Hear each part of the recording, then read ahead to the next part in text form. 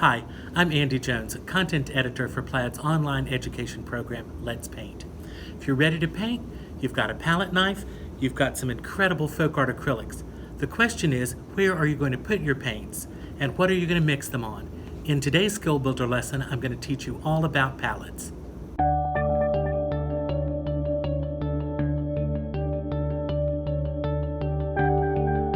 Every artist has to decide where they're going to put their paints when they're ready to create. Lots of people will start out using a Styrofoam plate as a palette, and that's perfectly fine.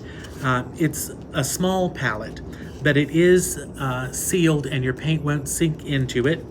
And there's some room to put your paint around the outside edge, and there's room to mix and to load your brush. It's not the ideal working palette for an artist, so as soon as you're ready to graduate from a foam plate that's good for the environment to step up to a professional wax-coated palette. This is a gray-toned wax-coated palette pad. It's 50 sheets on a pad, and you can just tear them off when you're finished using it and dispose of it that way. I like the large format of this palette because it gives me room to put out my paints along one edge or along two outside edges, still giving me plenty of room if I need to mix colors together or take a color and change its consistency, and there's still room to load my brush on this palette. The gray tone palettes have gotten a lot of good press lately, and they're still a little bit of a novelty. You should be able to judge the real color of the paint because it's on a neutral gray mid-tone background. That's perfectly fine if you're using opaque colors.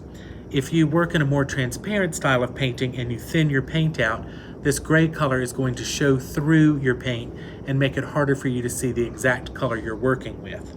But they are a good surface and a good choice for many painters.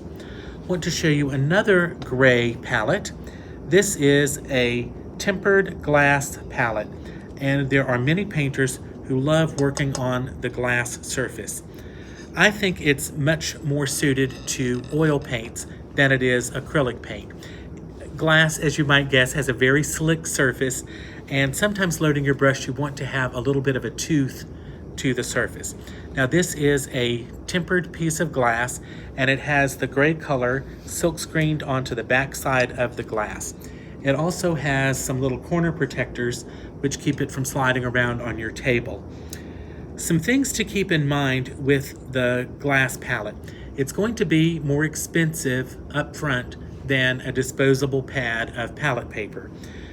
You will keep this glass palette for years and years and years and use it over and over and over and over. But you have to clean your palette each time you're finished using it. So the recommended way to clean your palette is to let the paint dry on the palette and then use a single edge razor blade to scrape the paint off of the palette. And as you can see, mine is not perfectly clean because I am not that kind of painter. It's too much work for me to keep up with cleaning the paint off of the glass palette. I also want to caution you if you are using folk art multi-surface paint or folk art enamels.